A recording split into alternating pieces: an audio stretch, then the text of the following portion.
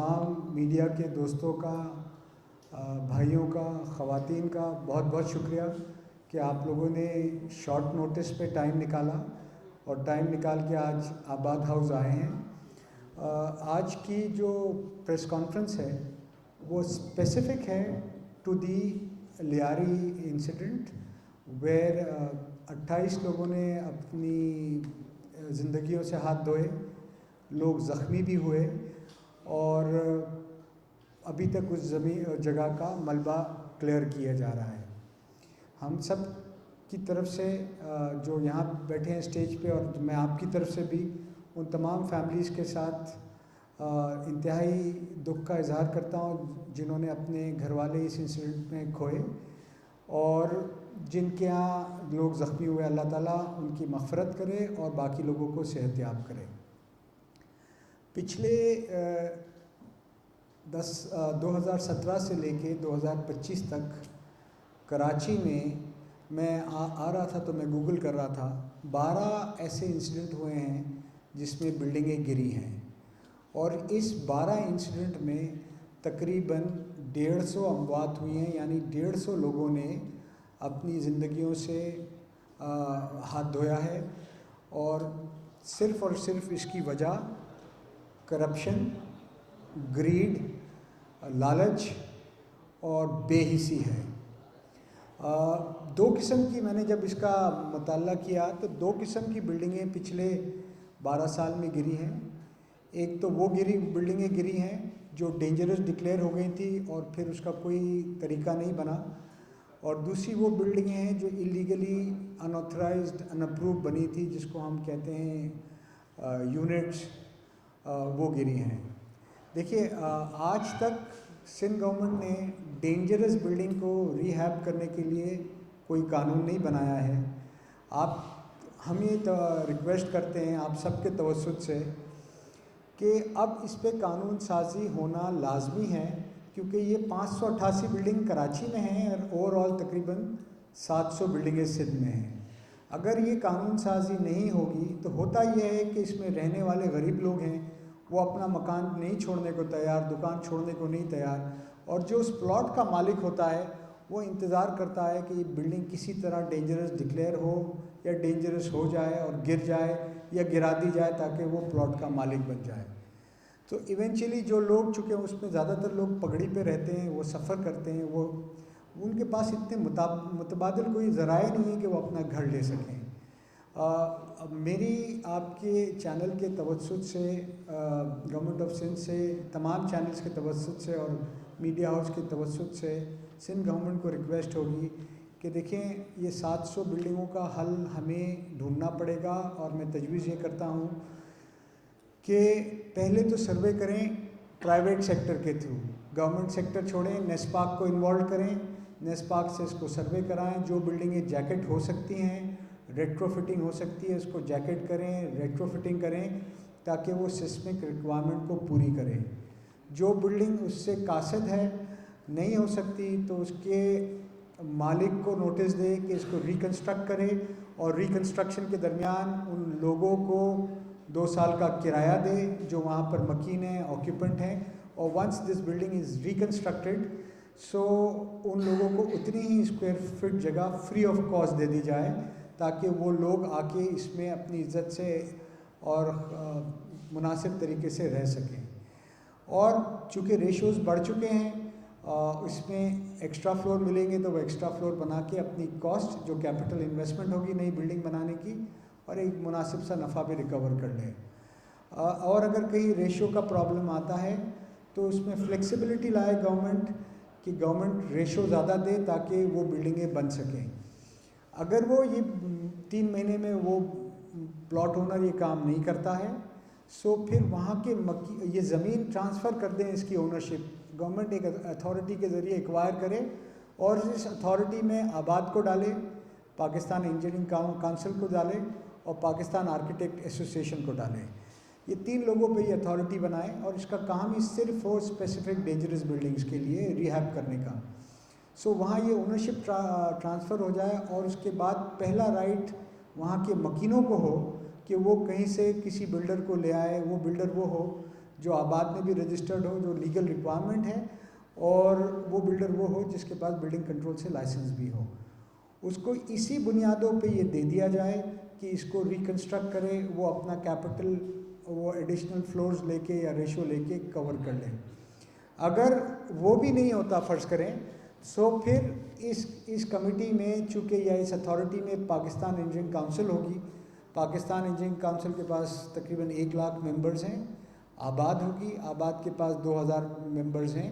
آپ یہ کام ان دونوں کمپٹیٹیو طریقے سے ان دونوں کو دے دیں, جو بہتر آفر کرے گا ان ریسیڈنٹس کو ان کے ہینڈ اوور کر دیں تاکہ یہ کام ہو سکے. اس سے ہوگا کیا کہ گورنمنٹ کا ایک پیسہ نہیں لگے گا, ایک کرپشن نہیں ہوگی, کیونکہ پرائیویٹ سیکٹر کے 3 بڑی آرگنائزیشن ہیں اور ریپریزنٹیٹیو آرگنائزیشن ہیں.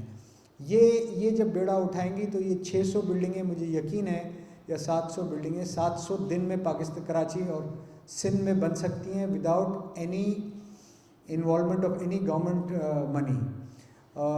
اس کے علاوہ جو بلڈنگیں ہیں جو گرتی ہیں وہ ہیں ایلیگل, انآتھرائز, ان اپروو, یعنی گراؤنڈ پلس 2 کی بلڈنگ ہے. عموماً بلڈنگ کانکریٹ بلڈنگ کی لائف ہے 80 سے 100 سال, پر وہ ڈیزائن ہوتی ہے اس کے ویٹ کے حساب سے. دیکھیں یہ بلڈنگیں جس پہ گراؤنڈ پلس 2 بنا تھا, جیسے یہ بھی بلڈنگ تھی, اس پہ 3 فلور ایکسٹرا ڈال دیے گئے. سو یہ جو 3 فلور اور 5 فلور اور 8 فلور ایکسٹرا ڈلتے ہیں, یہ ہم انسانی لائف سے ان غریب لوگوں کی تمام زندگی کی جمع پونجی سے کھیل رہے ہیں. اور نتائج آپ کے سامنے ہیں. پچھلے 7 سال میں 150 لوگوں کا انتقال ہوا.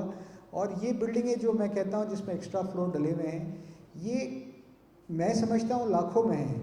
چیف منسٹر کی ایک انسپیکشن رپورٹ تھی جس میں بیچ میں آپ کے ایک چینل نے بڑا اس کو ہائی لائٹ کیا تھا. انہوں نے بلڈنگ کنٹرول وزٹ کیا. انہوں نے کہا کہ پچھلے 5 سال میں 1 لاکھ بلڈنگیں بنی ہیں, جس میں 15,000 اپرووڈ ہیں اور 85,000 ان اپرووڈ بلڈنگیں ہیں. یہ ان اپرووڈ بلڈنگوں میں نہ کوئی آرکیٹیکٹ انوالوڈ ہے, نہ کوئی انجینئر انوالوڈ ہے, نہ کوئی کنسلٹنٹ انوالوڈ ہے, نہ کوئی اس کے پیچھے ذمہ دار بلڈر موجود ہے, نہ کوئی معیاری کنسٹرکشن ہے. یہ پیکیج دیا جاتا ہے اور پیکیج کا مقصد یہ ہوتا ہے کہ 6 مہینے میں یہ بلڈنگ کمپلیٹ کر لی جائے اور لوگوں کو قبضہ دے دیا جائے. یہ جو بلڈنگیں یا یہ جو چھت ڈل رہے ہیں, اس چھتوں کی لائف ہے 15-20 سال, کیونکہ اس میں نہ کوئی مٹیریل ڈل رہا ہے نہ کوئی کچھ. اس میں لوکل انتظامیہ بھی ملی ہوئی ہے, اس میں ہمارے بلڈنگ کنٹرول کے لوگ بھی ملے ہوئے ہیں, اس میں وہاں کے ریلیونٹ پولیس والے بھی ملے ہوئے ہیں, وہاں کا کرمنل گنڈا ایلیمنٹ بھی ملا ہوا ہے. اس میں جو بلڈنگ بناتے ہیں میں ان کو کہتا ہوں وہ کرمنل ہیں, وہ مافیا ہیں, وہ زندگیوں سے کھیل رہے ہیں. سو یہ سب ملے ہوئے ہیں. یہ تمام لوگوں کی مدد سے یہ بلڈنگ بنتی ہے. اور یہ اس میں بیچارے مجبور لوگ, اس میں رہتا کون ہے؟ اس میں رہتے وہ ہیں جو افورڈ نہیں کر سکتے, وہ جو اپنے 2 کمرے کا, 1.5 کمرے کا, 2.5 کمرے کا فلیٹ لیتے ہیں. کچھ پیسے اپنے جمع ہوتے ہیں, کچھ جہاں وہ جس آفس میں کام کرتے ہیں ان کے سیٹ لوگ دے دیتے ہیں, یا ان کا کوئی بھائی مڈل ایسٹ میں ہوتا ہے وہ کچھ پیسے دے دیتا ہے. بہت یا خاندان والے کچھ دوست یار مدد کرتے ہیں, یہ بہت مشکل سے لیتے ہیں. بٹ یہ بلڈنگیں نہ صرف بن چکی ہیں لاکھوں کی تعداد میں, اس رپورٹ کے حساب سے 85,000 5 سال میں سمجھتا ہوں لاکھوں کی تعداد میں بن چکی ہیں, آج بھی بن رہی ہیں. یہ بلڈنگیں کراچی سسمک زون میں ہیں, اور کسی وقت بھی اللہ نہ کرے ارتھ کویک آئے گا تو یہ بلڈنگ سب ایک پیک آف کارڈز کی طرح گر جائیں گی. اور آج ہم 28 اموات پہ رو رہے ہیں اور پچھلے 7 سال میں 150 اموات کی بات کر رہے ہیں. یہ اموات ہزاروں اور خدا نخواستہ لاکھوں میں آ سکتی ہے, جیسے ایک ٹرکی میں زلزلہ آیا تھا. سو میں یہ سمجھتا ہوں کہ گورنمنٹ آف سندھ نے ہوش کے ناخن لینا چاہیے. یہ ممکن نہیں ہے کہ اب یہ لاکھ بلڈنگوں کو توڑ دیا جائے. اگر ایک فلیٹ میں ہمارے یہاں 5.5-6 لوگ ہوئے, فیملی سائز ہے, اور 15 فلیٹ بھی ہو تو یہ 25-30 لاکھ لوگوں کی بات ہو رہی ہے. دیکھیں اس کے لیے بھی ہم پرپوز یہ کریں گے کہ جیکٹنگ کریں جہاں ممکن ہے, اور اس کو سسمک پروف بنائے. گورنمنٹ اس کے لیے بجٹ ایلوکیٹ کرے اور پرائیویٹ اداروں کو ملائے, نیسپاک کو ملائے, اس کو ملائے, جس کو بھی وہ چاہتے ہیں وہ ملائے, اور NDMA کو ملائے اور اس کا حل ڈھونڈیں. اور جو بلڈنگیں نہیں ہو, اور اس بلڈنگوں کو جو سسمک پروف ہو سکتی ہیں ان کو ایک مائنر پینلٹی دے کے ریگولائز کر دیا جائے تاکہ لوگ اطمینان سے رہ سکیں. اور جو نہیں ہو سکتی ہیں اس کو ڈیمولش کریں اور ریکنسٹرکٹ کریں. دیکھیں اگر یہ آج ہم نہیں کریں گے، آپ کو بلانے کا مقصد یہ تھا کہ ہم یہ ریکارڈ پہ ڈالنا چاہتے ہیں کہ اگر آج یہ گورنمنٹ نے نہیں کیا اور خدا نہ خواستہ in case of a natural disaster we are heading towards a very very very big human and financial loss. یہ ہمارے پاس نہ اتنی کیپیبلٹی ہے نہ کیپیسٹی ہے کہ ہم ان لوگوں کو، ان حالات میں سفر کرنے والوں کو یہ سہولیات دے سکیں. میں آپ کو مثال دیتا ہوں. حالیہ انڈیا پاکستان کے کانفلکٹ میں 4 دن یہ جنگ چلی ہے اور 40 سویلین پاکستان کی سائڈ پہ ہلاک ہوئے ہیں، جبکہ یہ ایک بلڈنگ گرنے سے 28 سویلین لوگوں کی اموات ہوئی ہے.